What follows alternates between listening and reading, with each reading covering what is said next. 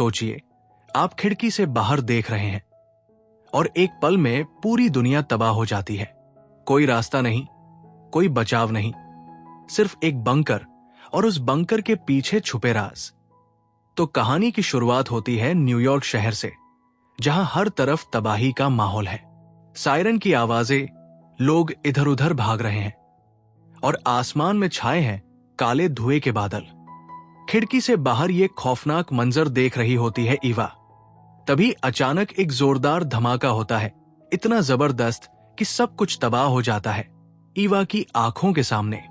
वो कुछ समझ भी नहीं पाती कि कोई उसका हाथ पकड़ता है और जबरदस्ती खींचते हुए उसे नीचे बेसमेंट की तरफ ले जाता है। ऊपर की दुनिया में अफरातफरी मच चुकी है।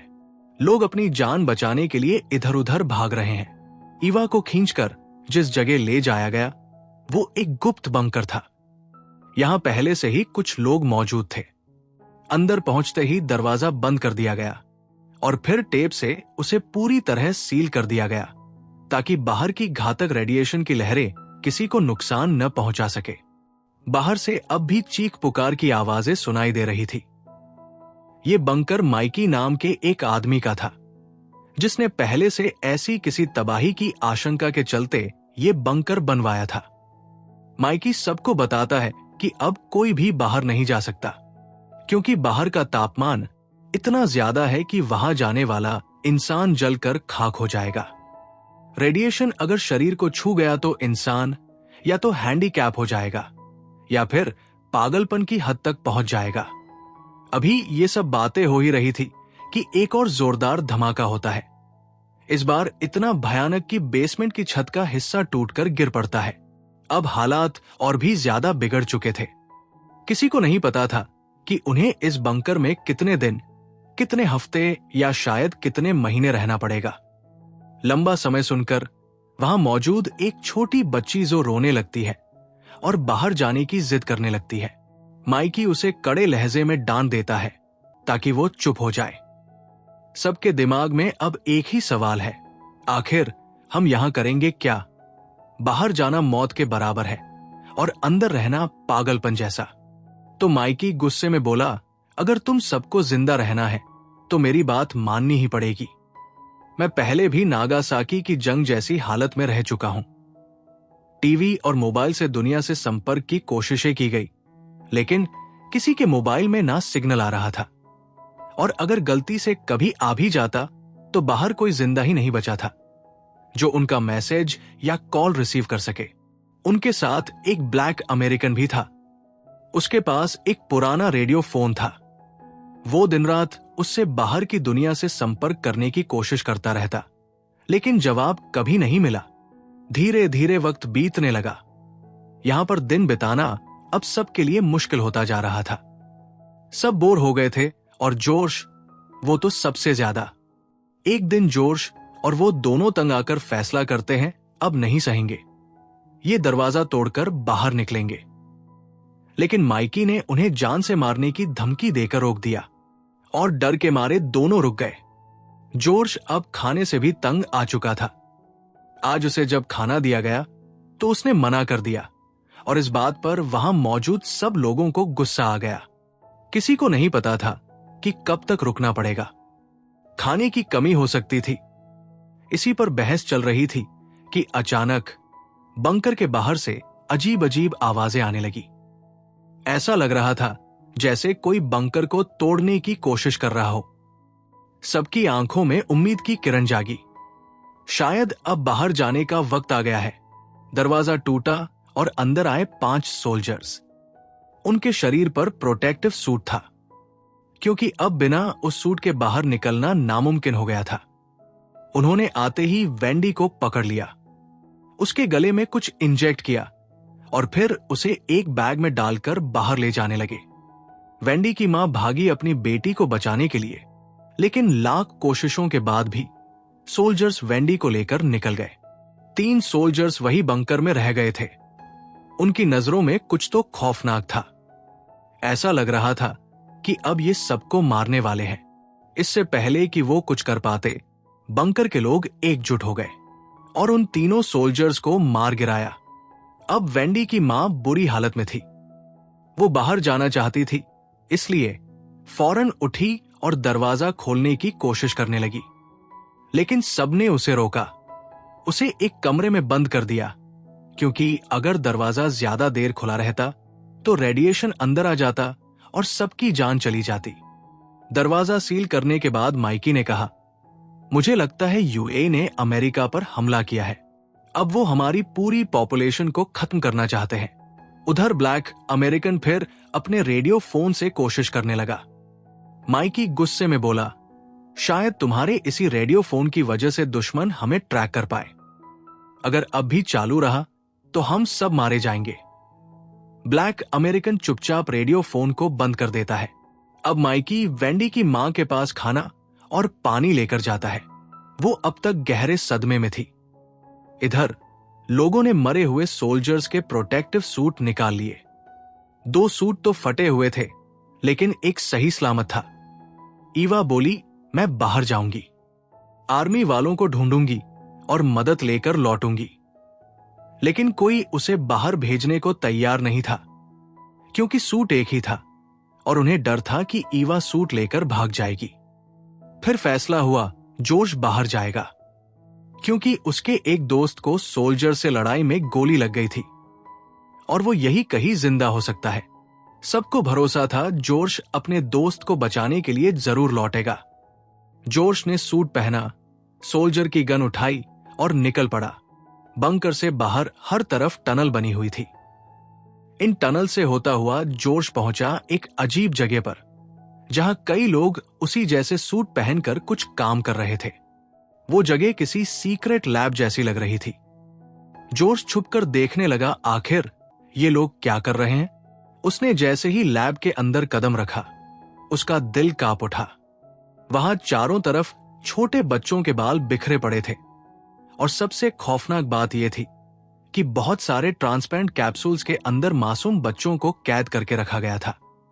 हर एक बच्चा बेहोश था, जैसे उनकी सांसें भी रोक दी गई हों। इन्हीं कैप्सूल्स में उसे वो भी दिखती है, वेंदी, जिसकी तलाश में वो अब तक भटक रहा था। उसे देखकर जॉर्ज की आंखें नम हो जाती है, दिल भर आता है। वो धीरे से आगे बढ़ता है और वेंदी को बाहर निकालने की कोशिश करता है, लेकिन यही उसकी सबसे बड़ी गलती हो जाती है। उसकी इस हरकत को वहां मौजूद बाकी लोग नोटिस कर लेते हैं और उसी पल पहचान जाते हैं कि जॉर्ज उनकी टीम का हिस्सा नहीं है। अब जॉर्ज के पास कोई चारा नहीं होता, इससे पहले कि वो उसे पकड़े या जान से मार दे। जॉर्ज तेजी से वहां से भागता है। वो जान बचाकर सीधे अपने बंकर की ओर दौड़ता है। पीछे से लोग उसका पीछा करते हैं, लेकिन जॉर्ज किसी तरह बंकर के अंदर पहुंच जाता है और साथी लोग तुरंत बंकर का दरवाजा बंद कर देते हैं। जॉर्ज की हालत बेहद खराब हो चुकी थी। उसका चेहरा आंसुओं से भीग चुका था। वो बुरी तरह टूटा हुआ था। कांपती आवाज में सबको बताता है, अब बाहर कुछ नहीं बचा। लोग रेडिएशन से बचने के लिए टनल्स में छुपे हुए हैं और उन बच्चों पर अजीब अजीब एक्सपेरिमेंट किए जा रहे हैं। फिर उसकी निगाह अपनी मां पर जाती है। वो रोते हुए बस इतना कहता है, सॉरी मॉम। मैं वेंदी को वापस नहीं ला सका। अभी वो इतना ही बोल पाया था कि एक साथी की नजर बंकर के बाहर के दरवाजे पर पड़ती है। वहां कोई कुछ वेल्ड कर रहा था, जैसे बंकर को बाहर से हमेशा के लिए बंद किया जा रहा हो। यानी अब उनके पास अंदर आने या बाहर जाने का आखिरी रास्ता भी खत्म किया जा रहा था। सारे लोग परेशान थे, खामोश, डरे हुए। जॉर्ज अब भी सोच में डूबा था, आखिर ये बाहरी लोग कौन हैं और हमसे क्या चाहते हैं। खैर, कुछ और दिन बीत जाते हैं। अब जिन सोल्जर्स को इन्होंने मारा था, उनकी लाशें अभी तक इसी बंकर में पड़ी हुई थी। धीरे धीरे वो लाशें सड़ने लगी और बंकर के अंदर एक भयानक बदबू फैल गई। अगर इन्हें इस बंकर में और जिंदा रहना था तो इन लाशों को जल्द से जल्द ठिकाने लगाना जरूरी था। फिर ये लोग मिलकर बंकर के ही एक कोने में गड्ढा खोदते हैं और एक एक करके उन लाशों को वही दफना देते हैं। ग्लासियों को मारने के बाद भले ही उनकी एक बड़ी मुश्किल खत्म हो गई थी, लेकिन हर गुजरते दिन के साथ एक नई आफत इनके सामने खड़ी हो जाती थी। अब इनका खाना भी खत्म हो गया था। पेट कई दिनों से भूखा था और अब तो हालात नाजुक होने लगे थे। इसी बीच ईवा को कुछ याद आता है। उसे ध्यान आता है कि इस बंकर में एक ऐसा कमरा भी है जहां सिर्फ माइकी ही जाता था और किसी को भी वहां जाने की इजाजत नहीं थी। फिर एक दिन ये सब चुपचाप माइकी के उस सीक्रेट रूम में घुस जाते हैं, क्योंकि उन्हें शक होता है कि माइकी ने वहां कुछ खाना छुपा रखा होगा। लेकिन जैसे ही वो अंदर जाते हैं, उन्हें वहां खाने का एक दाना तक नहीं मिलता, बल्कि वहां तो सिर्फ एक दीवार पर ढेर सारी अखबारों की कटिंग्स चिपकी थी। एक फैमिली फोटो टंगी थी और बाकी सारी कटिंग्स जंग और तबाही की खबरों से भरी थी। सब हैरान थे, आखिर माइकी को जंगों में इतनी दिलचस्पी क्यों थी और वो अकेला इस बंकर में क्या करता था। उसी वक्त माइकी अचानक वहां आ धमकता है। वो गुस्से से लाल हो जाता है और चीख कर पूछता है, तुम लोग मेरे कमरे में क्या कर रहे हो? सबने कहा कि हम यहां एक कहानी की तलाश में आए हैं। माइकी ने ठहर कर गहरी सांस ली और कहा, अगर मेरे पास खाना होता तो मैं जरूर तुम सबके साथ बांटता, जैसे पहले बांटता आया हूं। मैं भी तुम लोगों की तरह ही भूखा हूं। लेकिन किसी ने भी माइकी की बातों पर यकीन नहीं किया। आखिर सबने एक फैसला लिया, अब से हम माइकी के साथ इसी कमरे में रहेंगे। यहीं पर हमें जॉर्ज माइकी के काफी करीब नजर आता है।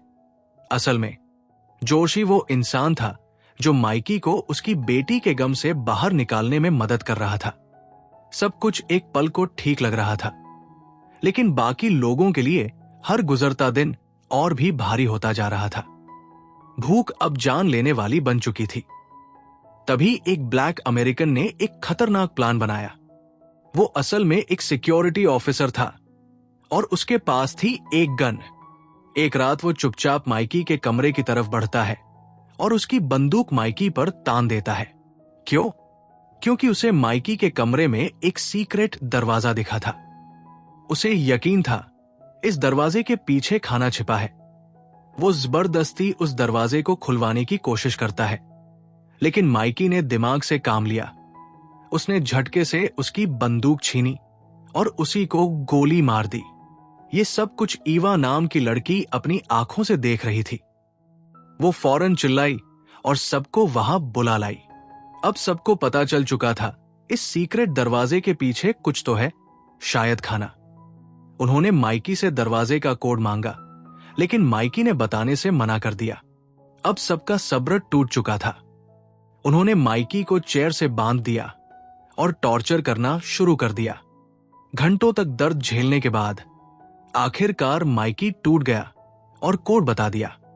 दरवाजा खुलता है और सामने था खाने से भरा एक कमरा, 1 महीने की पूरी सप्लाई। लेकिन जैसे ही एक मुश्किल हल हुई, एक नई आफत आ गई। रेडिएशन अब कमरे के अंदर फैलने लगी थी और सबके दिमागों पर बुरा असर डाल रही थी। जॉर्ज और उसके कुछ साथी पागलपन और गुस्से से भर चुके थे।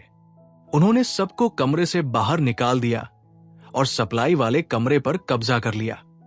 अब उन्होंने अपनी जरूरतों के लिए वहां की लड़कियों को तंग करना शुरू कर दिया। यहां तक कि मॉम को भी एब्यूज किया जाने लगा। इस बीच सिर्फ एक ही लड़का ठीक था, जॉर्ज का छोटा भाई, जिसे पहले गोली लगी थी, लेकिन वो अब ईवा की मदद कर रहा था। माइकी को अब तक उन्होंने बांध कर रखा था। जिसने सबको शेल्टर दिया था, अब वही जंजीरों में था। माइकी ईवा से कहता है, प्लीज मुझे खोल दो, यकीन करो मैं तुम्हें खाने के बारे में बताने ही वाला था, लेकिन उससे पहले ये सब हो गया। फिर वो एक और राज खोलता है, सप्लाई रूम में मेरी एक और गन छिपी है, अगर तुम चाहो तो वो ले सकती हो। उसी से तुम जॉर्ज और उसके साथियों की तानाशाही खत्म कर सकती हो। तुम सबको इस नर्क से आजादी दिला सकती हो। ईवा को माइकी की बातों पर पूरा भरोसा नहीं था, लेकिन उसे उस बंकर की गन हर हाल में चाहिए थी। इसीलिए वो उसी लड़के को अपने प्लान में शामिल करती है, जो पहले उसका हाथ पकड़कर उसे बंकर में लेकर आया था। दोनों एक खतरनाक प्लान बनाते हैं। लड़का जाएगा सप्लाई रूम में गन लेने और ईवा पीछे से जॉर्ज और उसके पागल दोस्तों का ध्यान भटकाएगी। अब दिखाया जाता है बंकर का वो खौफनाक कमरा, जहां जॉर्ज और उसके दोस्त अब इंसान नहीं, हैवान बन चुके हैं। उनके बाल बेतरतीब कटे हुए हैं, चेहरों पर पागलपन साफ झलक रहा है। यहां तक कि उन्होंने वेंडी की मॉम को भी बेरमी से मार डाला है और उसकी लाश का इस्तेमाल भी कर रहे हैं। ईवा जब उस कमरे में पहुंची तो ये मंजर देखकर उसके रोंगटे खड़े हो गए। डर के मारे उसकी सांसें थम गई, लेकिन वो जानती थी कि अगर अभी कुछ किया नहीं तो सब खत्म हो जाएगा। तभी वो देखती है कि जॉर्ज सप्लाई रूम की तरफ बढ़ रहा है। उसे रोकने के लिए ईवा खुद को उसके सामने लाकर उसे अपनी ओर आकर्षित करने लगती है। जॉर्ज ईवा के करीब आने लगता है, लेकिन जैसे ही वो अपनी हदें पार करने की कोशिश करता है, ईवा उसे जोर से धक्का देकर पीछे कर देती है। जॉर्ज बेकाबू हो जाता है। गुस्से में आकर वो ईवा पर हमला करता है और उससे जबरदस्ती करने की कोशिश करता है। उसी वक्त ईवा का साथी गन लेकर बाहर निकल आता है, लेकिन बाहर निकलते ही उसका सामना जॉर्ज के दोस्त से हो जाता है। उसने तुरंत गन तान दी उसके ऊपर। उधर जॉर्ज अब भी ईवा को तकलीफ दे रहा होता है, लेकिन तभी जॉर्ज का भाई बीच में आ जाता है और ईवा को बचा लेता है। वहीं ईवा का दूसरा साथी जॉर्ज के दोस्त को गन पॉइंट पर ले लेता है। अब एक टेंशन भरा पल आता है। गन उस लड़के के हाथ में होती है और ईवा चिल्लाती है, गोली मार दो जॉर्ज को। लेकिन उस लड़के के हाथ कांप जाते हैं। वो गोली चलाता है, लेकिन गोली लगती है जॉर्ज के उस भाई को जिसने ईवा को बचाया था। वो वही मर जाता है। घबराहट में गन भी उसके हाथ से गिर जाती है। जॉर्ज अब और भी गुस्से में आकर ईवा पर हमला करने ही वाला होता है, लेकिन तभी ईवा गन उठा लेती है और जॉर्ज के साथी को गोली मार देती है। अब जॉर्ज अपने भाई की मौत से पागल हो चुका था। वो पलटकर उस लड़के को मार देता है जिसने उसके भाई को गलती से मारा था। वो अब ईवा को भी मारने ही वाला था कि ईवा जान बचाकर माइकी के पास भाग जाती है। जैसे ही वो माइकी के पास पहुंचती है, माइकी खुद को आजाद करता है और दूर से जॉर्ज पर गोली चला देता है, लेकिन मरने से पहले जॉर्ज पूरे बंकर में आग लगा देता है ताकि ईवा और माइकी भी उसके साथ मर जाए। अब बंकर चारों ओर से जल रहा था। धुआं, आग, चीखें, हर तरफ तबाही थी। कोई रास्ता नहीं था बच निकलने का। तभी ईवा को याद आता है, माइकी ने एक बार उसे बताया था कि इस बंकर से बाहर जाने का एक सीक्रेट रास्ता है। वो तेजी से उस रूट की तरफ भागती है। वहां पहुंचकर एक प्रोटेक्टिव सूट पहनती है और बच निकलने की तैयारी करती है। कमरे का दरवाजा जो उन्हें रोक सकता था, ईवा पहले ही बंद कर चुकी थी। अब माइकी बाहर से दरवाजा पीटता रहता है, लेकिन ईवा दरवाजा नहीं खोलती। माइकी समझ जाता है अब उसका आखिरी वक्त आ गया है। वो अपनी बीवी और बेटी को याद करता है। उधर ईवा बंकर की सीवेज लाइन से होते हुए बाहर निकलने में कामयाब हो जाती है, लेकिन बाहर जो देखा उसने उसके होश उड़ा दिए। हर तरफ धुआं ही धुआं, तबाही के बादल। शहर पूरी तरह तबाह हो चुका था। कहाँ जाना है, आगे क्या करना है, उसे कुछ नहीं पता। और इसी दिल दहला देने वाले मंजर के साथ ये कहानी यही खत्म हो जाती है।